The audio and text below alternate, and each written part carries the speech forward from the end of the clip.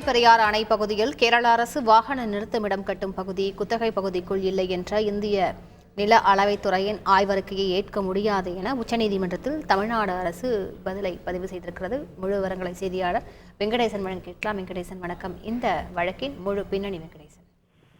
வணக்கம். முல்லைப்பெரியாறு அணை பகுதியில் மிகப்பெரிய வாகன நிறுத்துமிடம் கட்டும் திட்டத்தை கேரள அரசு செயல்படுத்த உள்ளது. இதற்கு எதிராக தமிழ்நாடு அரசு தாக்கல் செய்த மனுவை உச்சநீதிமன்ற நீதிபதிகள் அபய் எஸ் ஓகா, பங்கஜ் மித்தல் ஆகியோர் அடங்கிய அமர்வு விசாரித்து வருகிறது.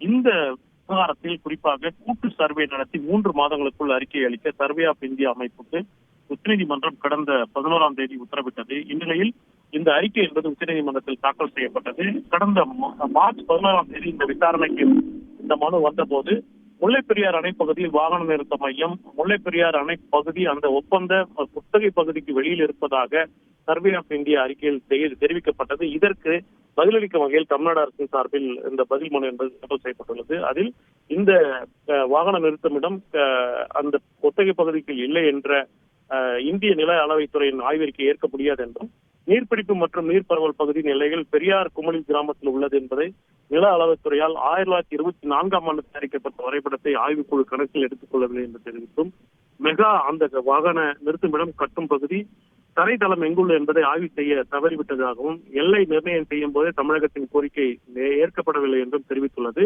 இந்த விவகாரத்தில் நில அளவைத்துறையின் ஆய்வறிக்கை மீது குறுக்கு விசாரணை நடத்த தமிழ்நாடு அரசு ஒரு கோரிக்கை என்பது உச்சநீதிமன்றத்தில் முன்வைத்துள்ளது. விசாரணைக்கு வர முடியும். முழு விவரங்களுக்கு நன்றி வெங்கடேசன். செய்திகளை உடனுக்குடன் தெரிந்து கொள்ள உடனே சப்ஸ்கிரைப் பண்ணுங்க.